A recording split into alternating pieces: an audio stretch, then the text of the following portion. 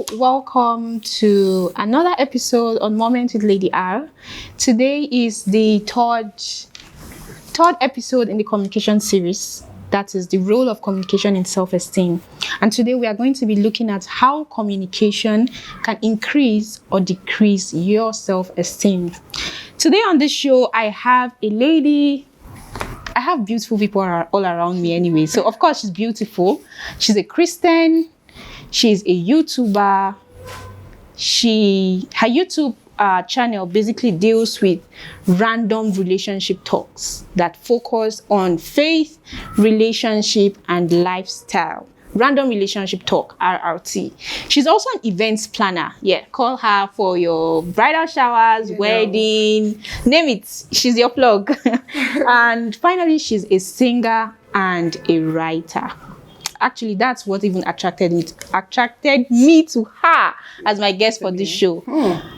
Not in that way. You guys don't get the wrong view, but you get what I'm saying. So her name is Melody Aladun. Yes. Melody. Very beautiful name. Melody, thank you so much for being here with us on the third episode in the communication series. You are It's an honor to have you here. Thank you. Smile at our guests and so on. Hi. I'm trying not to be dramatic. Is this the part where I get to talk now? Yeah, we're getting to that. Okay, so moving on very quickly. The topic for today is how communication can increase or decrease your self-esteem. But first, are there right ways and wrong ways to communicate? So I can talk now, yeah? Yes, you can. You have the floor. Hi, guys. It's an amazing opportunity to be here. Thank you so much, Rose. I mean, you're doing an amazing work with Thank this. you so much. And you look beautiful as well. I mean, your blush, I wish I can take some and just rub it on my face. Yeah, so it's such a wonderful opportunity being here, and I'm grateful. Thank you. Now, communication is a broad topic, right? I have done a topic on communication, an angle on communication on my channel as well. So it's quite broad, but we're going to narrow it down for the purpose of this, serious topic, so that we don't just stray away. And so you're saying, is there a right way and a wrong way to communicate? Most definitely. It's already there. If there's a right way, there's a wrong way. And if there's right and wrong, you know that you should pick right. Do you understand? Yeah. the goal or the aim, one of the goals or the aim of communicating is to be understood. If you're communicating to someone about a thing, I mean, let's use an example now. I'm teaching you something. The aim of teaching you is for you to understand, and I'm using a medium which is communication. Okay. So communication is one of the goals of communication is to be understood. Simple. So if you are communicating and you're not being understood, you're communicating the wrong way. It's that simple. Do you understand? It's that simple. Okay. And there are various mediums of communication. Like I said, it's quite a broad topic. Yeah. You can communicate via gestures. You can communicate via writing. I mean, that's one of my favorite ways. Interestingly, the speaker for the first topic in the communication series mentioned the same thing. I wonder if you guys met and discussed it. We did not. I mean, that's how it happens. Because when you're talking about something, you just find out that people would say one or two things that relates, without even it points to the fact that both of you are experts in your niche. I think I prefer that part. Glory.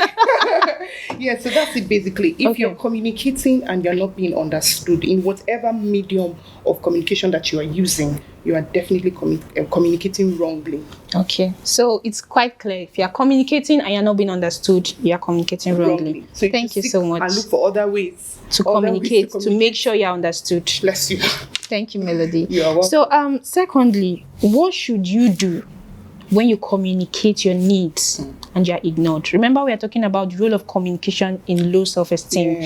Part of what causes low self-esteem is feeling that you are not valued. So what happens when you communicate your needs in any form of relationship, friendship, romantic relationship, family relationship, etc., and you are ignored, and now you feel you're not good enough, you're not valued, you're not important? How do you deal with that? In fact, one of the problems that people with low self-esteem have is their inability to communicate.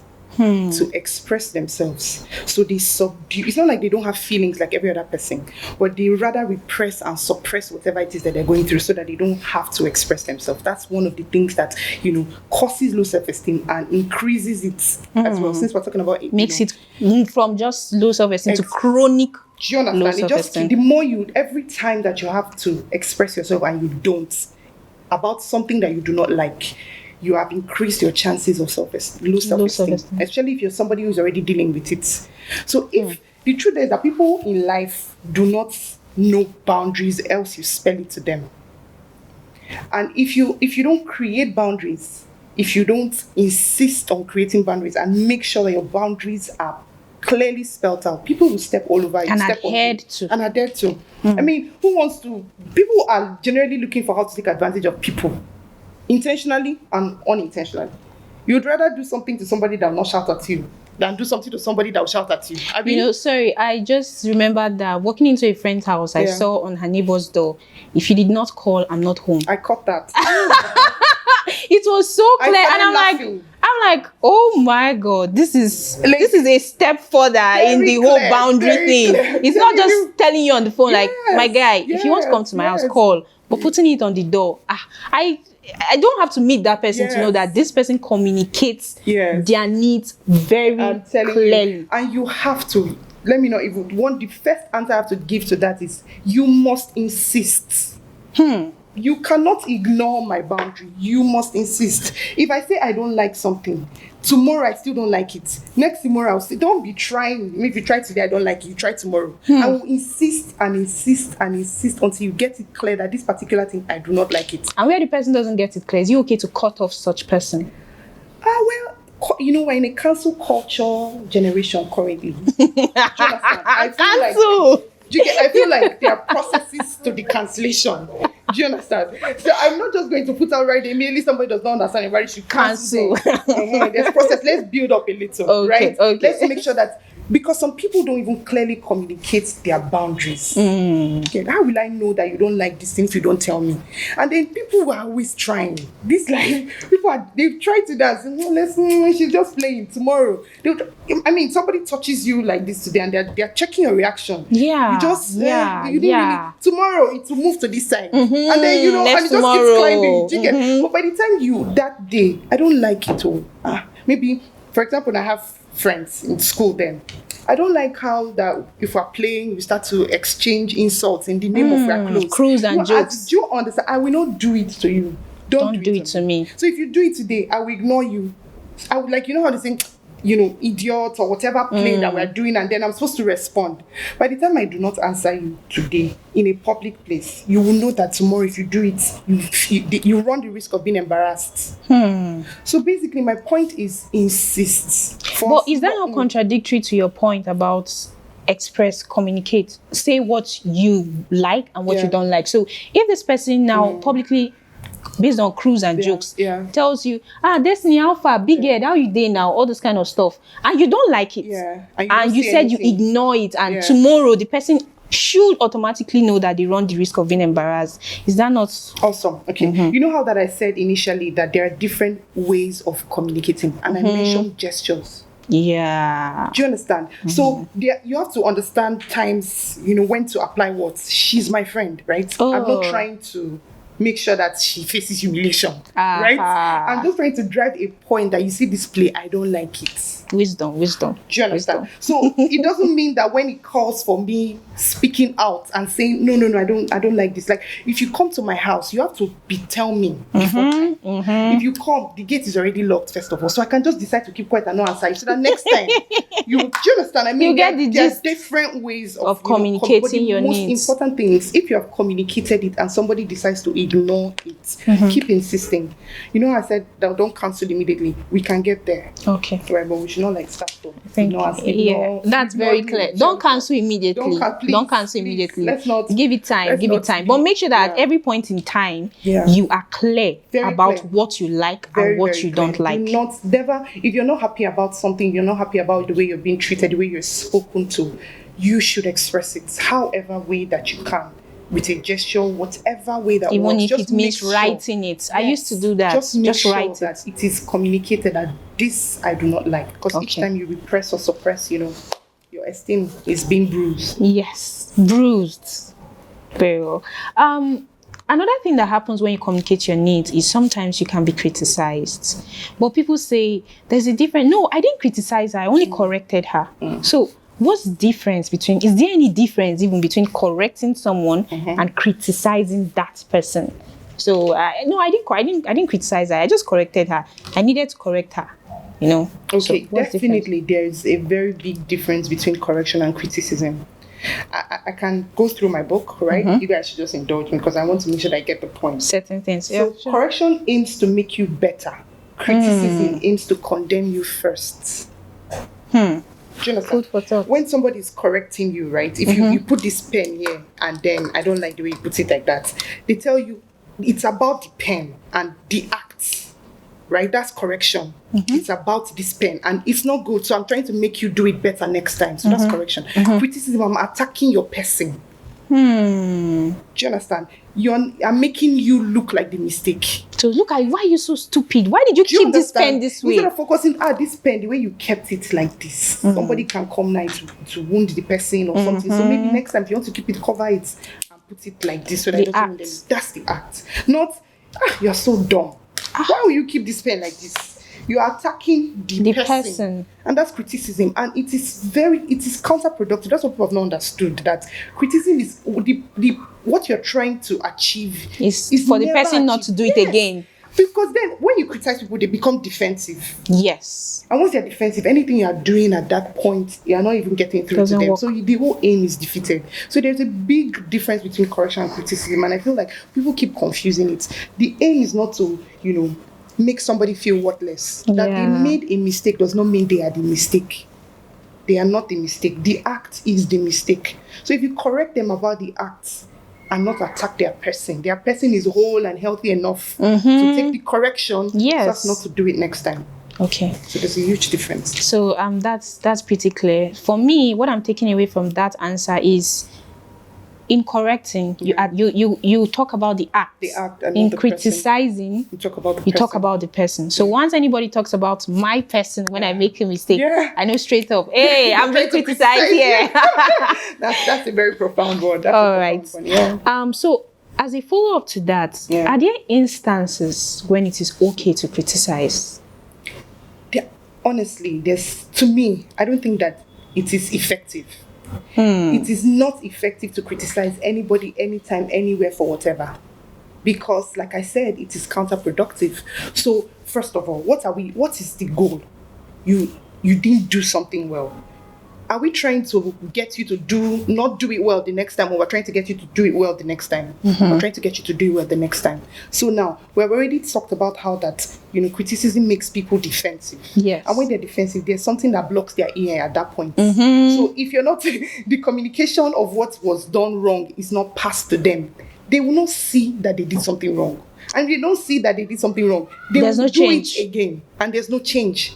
And you have not, you have not communicated. Nothing has been achieved. Nothing. So I do not think it is an effective way to get somebody to do anything right. Criticism is never the way. I always tell my friends and people that, I've spoken to over time, that there is always the better way to do anything. So, yes, some people, it might work for them. They might feel bad maybe in a work environment and know that, my boss criticized me, so I have to do this if I have to get paid the next time and all of that. But they might just be doing that thing because they have to. Yeah. What of long-lasting change, where you are perpetually, never going to do this, not because your boss said so, but because you have now come to realize that, there's this a better is wrong, way, and that I need to do this better. So it's not an effective way to get anybody to change or to be better. So criticism, for me, should never be used. Let's adopt better methods to get people to do the right thing. Communicate. Thank you so much for that answer. You're welcome. Melody. I like your name, so I keep saying it. Thank you. Okay. I think the final question I have is for people, because the truth is, we can keep talking about this thing. I'm sure people have had this countless times, but they'll still do it anyways. True. They'll still criticize. True. And when you are criticized, you have a high likelihood of having low self-esteem. True.